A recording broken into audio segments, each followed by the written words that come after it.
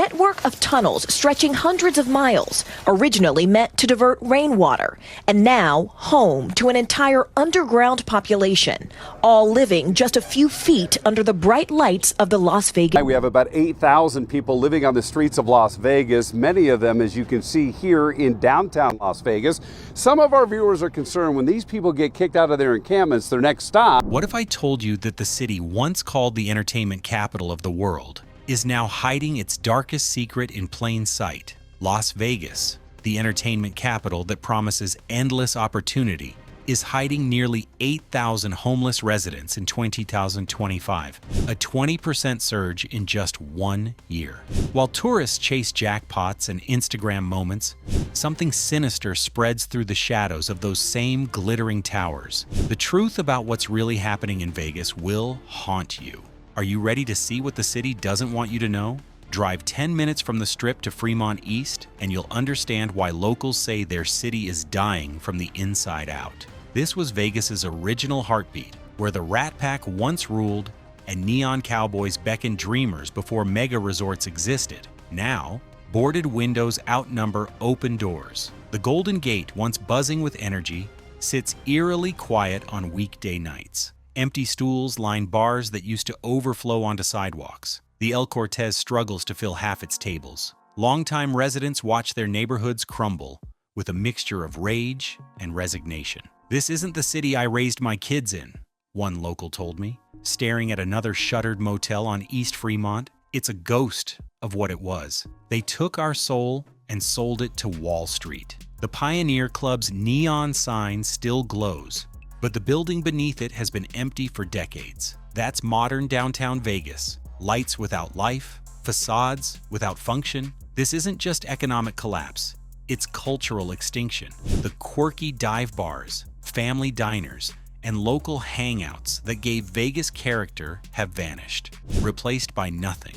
When a city loses its authentic spaces, it loses its identity. But forgetting the past is nothing compared to what's taking over the present. But if downtown shows Vegas's fading pulse, walk 3 blocks in any direction and you'll find what's replaced it.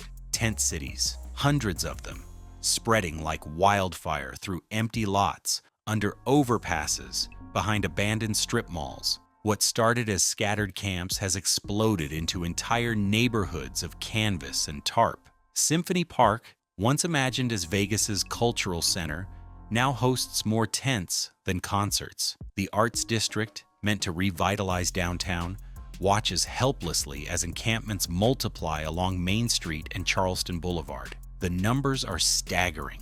Clark County's homeless population surged past 7,906 last year, with over 55% completely unsheltered. That's not just statistics, that's human beings sleeping on scorching concrete when temperatures hit 118 degrees. These aren't outsiders or drifters. Talk to them, really talk to them, and you'll hear the same story repeated. "I used to work at the Flamingo. I dealt cards at Caesars for 15 years. I was a cocktail waitress until they replaced us with bottle service." These are people who once powered the very casinos that now pretend they don't exist. When COVID shut down the Strip, it exposed what everyone knew but ignored. Vegas treats workers as disposable.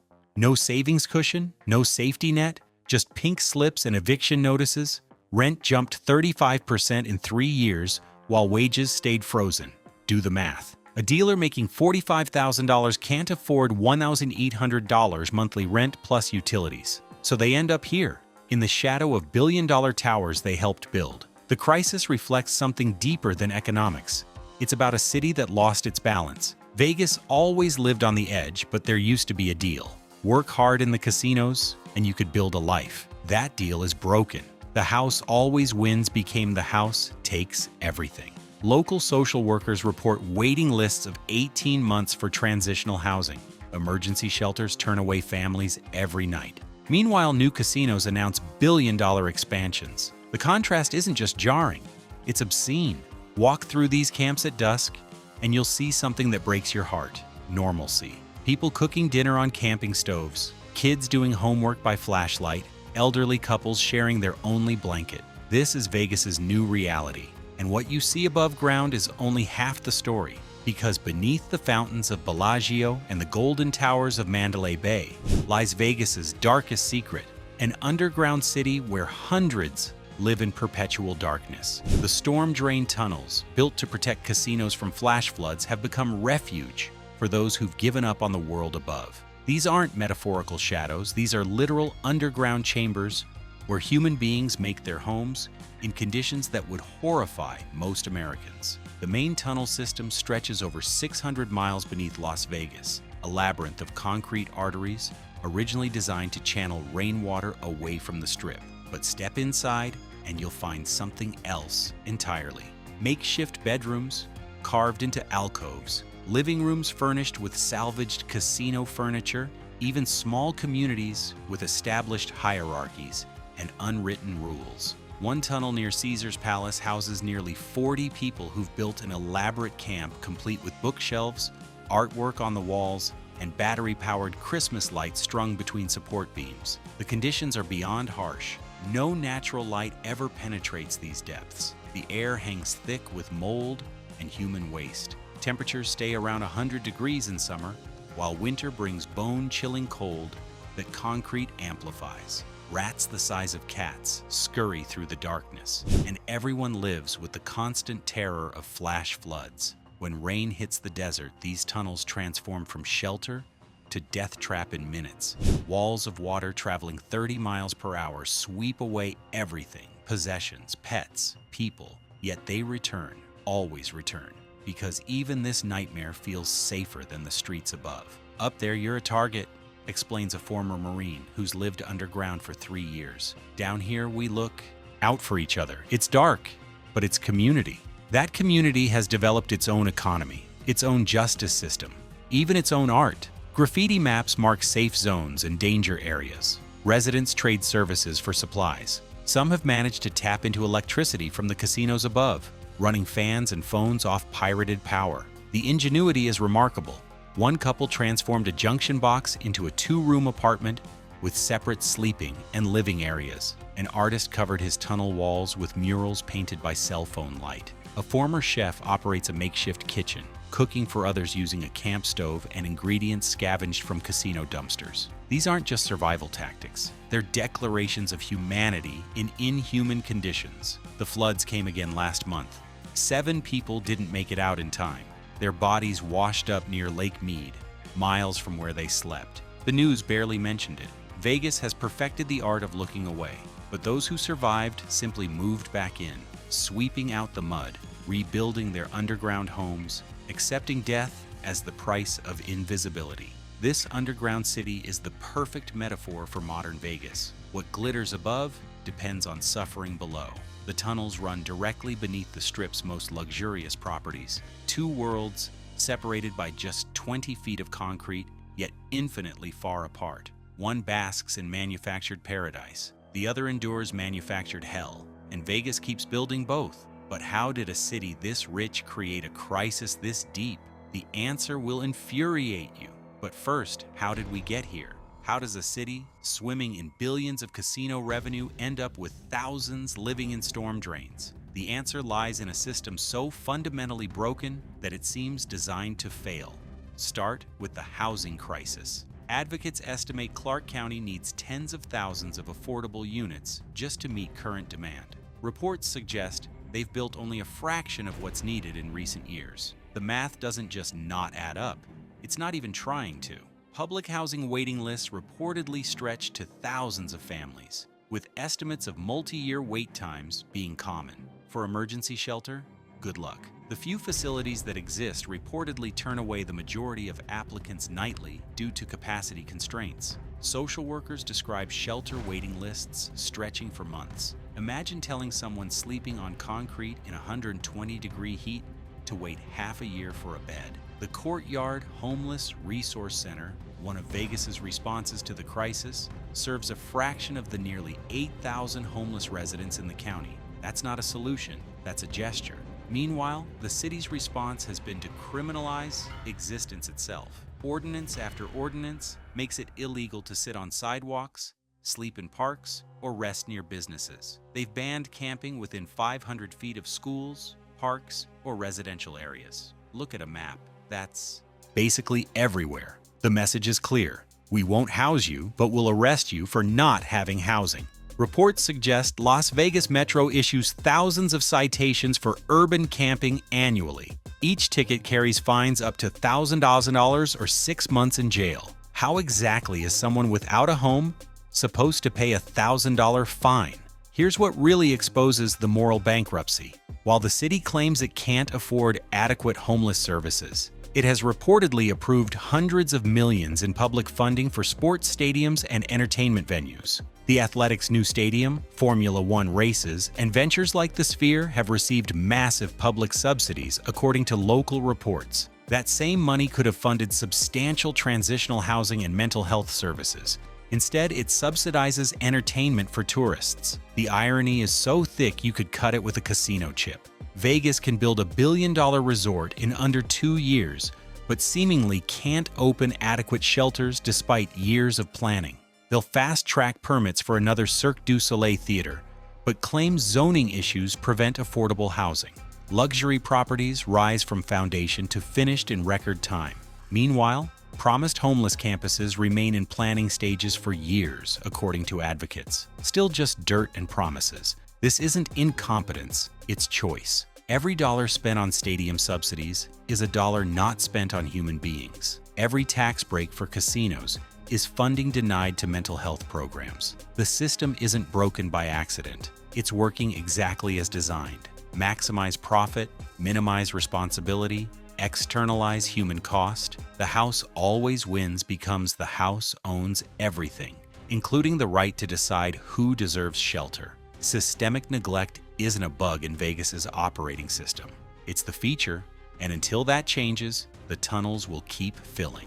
But you'd never know any of this from Vegas's marketing machine. Scroll through official tourism accounts, and you'll see infinity pools, celebrity chef restaurants, and influencers posing with oversized cocktails. What you won't see are the realities of poverty existing just blocks away. The marketing apparatus has perfected the art of selective blindness, selling escape while erasing struggle. Vegas hasn't just hidden its crisis, it's transformed ignorance into strategy. Consider the geography of denial. Billion-dollar entertainment venues rise into the skyline while homelessness surges in surrounding neighborhoods. Tourists taking selfies with glittering attractions literally have their backs to human suffering occurring within walking distance. That's not coincidence, that's design.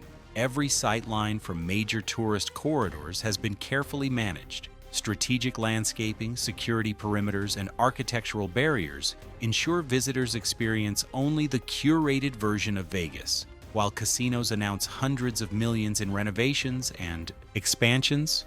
Reports indicate families sleep in vehicles throughout the valley. Luxury properties unveil new pools, restaurants, and shopping complexes as the housing crisis deepens. The contrast isn't just jarring, it's dystopian. We're watching extreme inequality play out in real time. Infinite luxury for some, desperate struggle for others, and an entire system ensuring the two worlds never meet. Resort corporations have refined the practice of maintaining their bubble. Security teams patrol property boundaries, maintaining the aesthetic tourists expect. Social media influencers showcase the glamorous Vegas experience, while the difficult realities of service worker life remain invisible. Local media coverage often prioritizes entertainment and dining news, while deeper social issues receive less prominent placement. The city's infrastructure naturally guides tourists along specific corridors, from airport to strip to convention center, bypassing areas where poverty is most visible. The system works as intended. Millions of annual visitors come and go without witnessing the full picture. They'll celebrate gambling wins, not knowing their dealer struggles with housing costs. They'll praise the service, unaware that staff often work multiple jobs to survive. They'll share spectacular views from observation decks, missing the broader landscape of inequality stretching beyond the neon. The carefully maintained illusion remains intact. This manufactured ignorance has consequences. When tourists don't see the crisis, they don't question the system. When the system faces no pressure, nothing changes. When nothing changes, suffering deepens. The cycle perpetuates itself. powered by algorithms that amplify beautiful lies while suppressing difficult truths. Vegas has transformed denial into its most reliable product. The house doesn't just take your money anymore, it takes your awareness too. At what point does entertainment become willful blindness? When luxury and desperation exist side by side, separated only by strategic design? When vacation memories depend on not seeing what's directly in front of you? When the comfortable lie becomes more valuable than uncomfortable truth? Vegas is betting you'll never ask these questions. So far, they're winning. And when darkness falls, the real battle for survival begins. When the sun sets and the neon ignites, Vegas transforms into two different cities. One parties until dawn, the other runs for its life. Every single night, a choreographed dance of desperation plays out. Homeless individuals seeking safe spaces to sleep, security and police systematically hunting them down. It's urban warfare disguised as law enforcement, and the battlefield is every shadow the Strip's lights don't reach. The routine is ruthless. Around 10 p.m., private security from the casinos begins their sweeps. They check loading docks, parking garages, and alleys, rousing anyone who thought they'd found shelter. By midnight, Metro Police take over, conducting what they call quality of life patrols, but what residents call harassment. Officers arrive in force, multiple cruisers, bright spotlights, sometimes K-9 units. They issue move-along orders, write citations, make arrests. The message is clear. You don't belong in the entertainment capital's entertainment hours. Every night's the same fight just to sleep, one woman told me. Exhaustion carved into every line of her face. She's been on the streets for 2 years, ever since medical bills destroyed her savings. You find a spot behind a dumpster, maybe get 2 hours before security shows up. Move to a park, cops arrive at 2 a.m.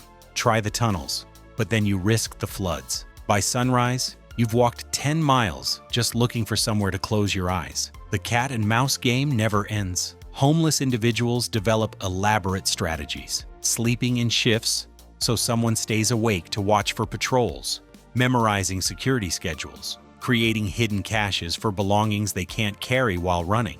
Some deliberately get arrested just for a night in jail with a bed and meal. That's where we are. Incarceration becomes refuge. The safety fears cut both directions. Yes, some homeless individuals struggle with mental health or addiction that can lead to unpredictable behavior, but they're far more likely to be victims than perpetrators. Sexual assault, robbery, and violence plague the camps. Women describe sleeping with knives, traveling in groups, never relaxing. The tunnels offer protection from police, but expose residents to predators who know no one will report crimes. It's choosing between dangers, and every choice is wrong. Metro reported 2,147 arrests of homeless individuals last year. The crimes? Trespassing, loitering, urban camping. Each arrest cost taxpayers approximately $3,500 in processing, jail time, and court proceedings. That's $10 million spent criminalizing poverty instead of solving it. The same money could fund 200 transitional housing units, but Vegas would rather pay to punish than pay to help. Here's the cruelest irony. In a city that markets itself on never sleeping, these are the only people actually banned from rest. Vegas sells insomnia as luxury for tourists while enforcing exhaustion as punishment for the poor. The city that claims what happens here stays here makes sure some people can't stay anywhere, even in a place built for nightlife. These are the people Vegas doesn't want seen after dark. They're not just invisible, they're actively erased, swept away like litter before the morning shift arrives. That's Vegas's darkest magic trick, making human beings disappear. Close your eyes and imagine Vegas in 2035 if nothing changes. The Sphere still broadcasts its animations, but to empty sidewalks. The Bellagio fountains dance for no one. Inside Caesar's Palace, slot machines blink in darkness, their electronic melodies echoing through abandoned halls like digital funeral hymns. This isn't apocalyptic fiction. This is the trajectory we're on, and the signs are already emerging. Start with the overbuilding crisis. Vegas keeps constructing mega resorts while occupancy rates plummet. The Fontainebleau opened with 3,644 rooms the city didn't need. Another 7,000 rooms are planned by 2027, but visitor numbers peaked in 2019 and haven't recovered. Convention attendance dropped 20% and shows no signs of rebounding. The math is simple.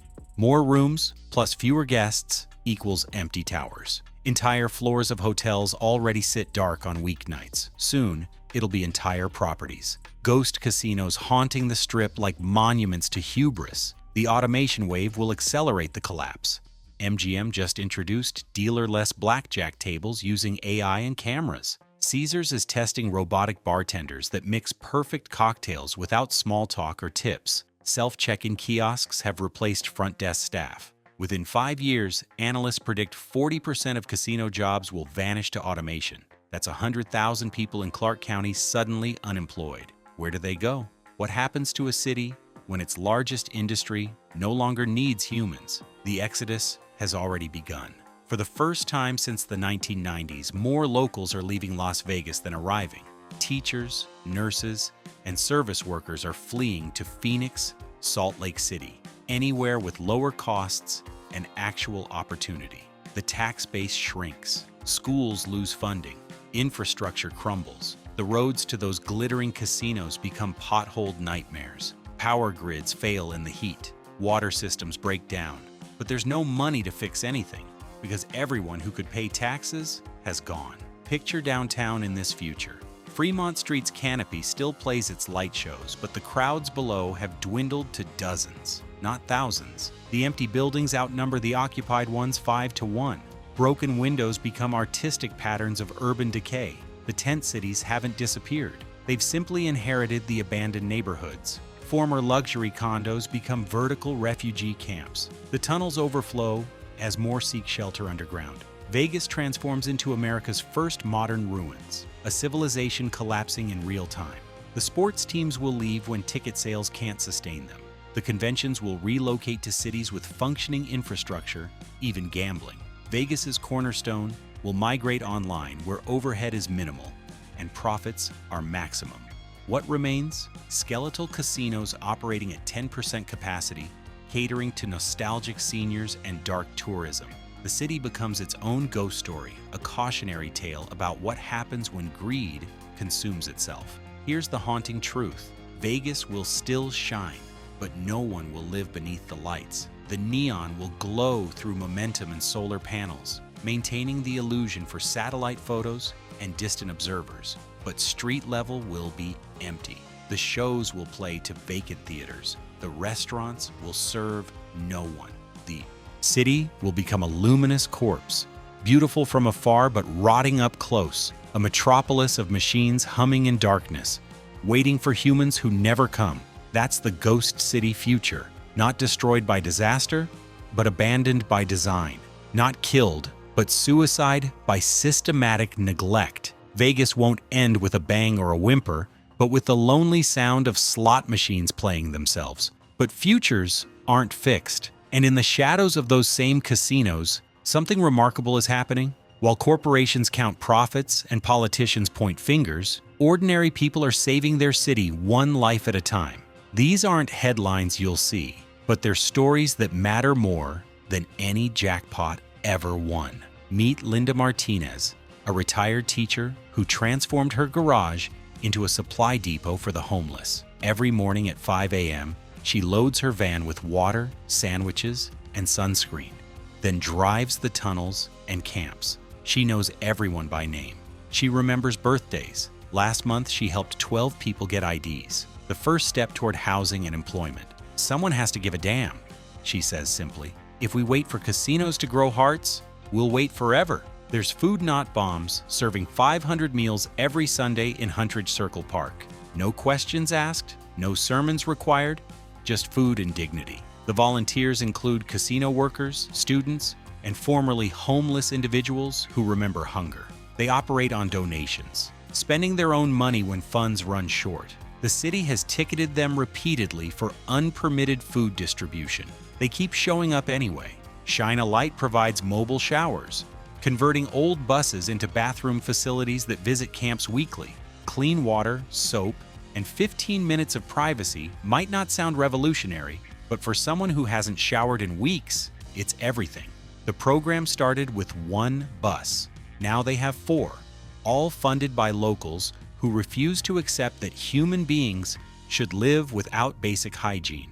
The recovery stories pierce through the darkness. Marcus, a former Marine who lived in the tunnels for 3 years, now manages a transitional housing facility. He guides others through the same path he walked, from the streets to shelter to stability. Sarah, once a dealer who lost everything to addiction, celebrates 2 years sober and works as a counselor. Tommy, who slept behind dumpsters for 18 months, just signed a lease on his first apartment. Small victories, but victories nonetheless. Hidden networks of mutual aid operate throughout the city. The Vegas Workers Coalition helps unemployed casino staff find resources. The Sidewalk Project offers free mental health services in parks. Artists Without Walls teaches job skills in the camps. These aren't massive organizations with corporate sponsors. They're neighbors helping neighbors, humans recognizing humanity. They operate on shoestring budgets and pure determination. Even some casino workers resist from within. Dealers slip extra tips to colleagues struggling with rent. Security guards forget to check certain areas during shifts. Kitchen staff leave accidentally excess food where hungry people can find it. These acts of rebellion risk termination, but conscience outweighs employment. As one Wynn employee told me, "I'd rather lose my job than lose my soul." The indigenous community leads by example. The Las Vegas Paiute tribe opened their community center to anyone seeking shelter during heat waves. They don't check IDs or residential status. They simply open doors. "This was our land before casinos," an elder explained. "We survived by sharing then. We'll survive by sharing now." What binds these efforts is a shared recognition. Vegas's redemption won't come from corporations or government. It'll come from compassion, enacted daily by ordinary people. Every sandwich distributed contests the narrative that humans are disposable. Every shower provided insists on dignity. Every recovery story proves that people aren't statistics. These small acts of kindness are acts of revolution against a system designed for cruelty. Vegas was built on dreams. Maybe it can dream again. Not the old dream of easy money and neon nights, but something deeper. A dream of community that includes everyone. A dream where prosperity isn't measured in casino revenues, but in humans housed. Where success means no one sleeps in tunnels, not that slot machines never stop spinning. That dream lives in every volunteer, every donation, every moment someone chooses compassion over comfort. The city's salvation exists in these stories multiplied by thousands. If enough people see past the neon to the need, if enough hearts open to the crisis, if enough hands reach out to help, then the Ghost City future isn't inevitable. Vegas can choose a different path, but it starts with seeing, really seeing what's happening right now, and then deciding that humans matter more than facades, that people outweigh profit, that a city's true wealth lies not in its casinos, but in how it treats its most vulnerable. Vegas's story is America's story. Infinite wealth beside infinite suffering. Champagne wishes while children sleep in storm drains. Every city has its ghosts. Vegas just hides them in plain sight. What would you do to save Vegas from itself? Share your thoughts below. Don't forget to subscribe and join the conversation, because silence is complicity.